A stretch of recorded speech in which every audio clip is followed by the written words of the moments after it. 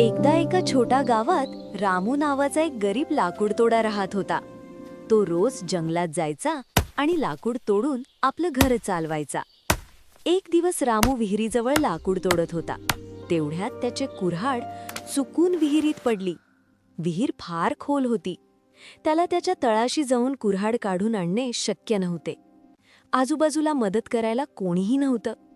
त्याच्याजवळ एकच कुऱ्हाड होती. ती पाण्यात पडल्यामुळे त्याच्याकडे आता लाकूड तोडण्यासाठी, पैसे कमावण्यासाठी दुसरे कुठलेच साधन नव्हते. रामू खूप दुःखी झाला आणि रडू लागला. त्याचं रडणं ऐकून एक देवी प्रकट झाली. तिने लाकूड तोड्याला तो का रडत आहे हे विचारलं. लाकूड तोड्याने त्याची परिस्थिती सांगितली. देवीने त्याची परीक्षा घ्यायचं ठरवले.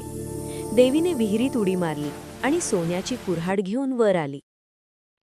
लाकूडतोड्या म्हणाला, ही माझी कुऱ्हाड नाही.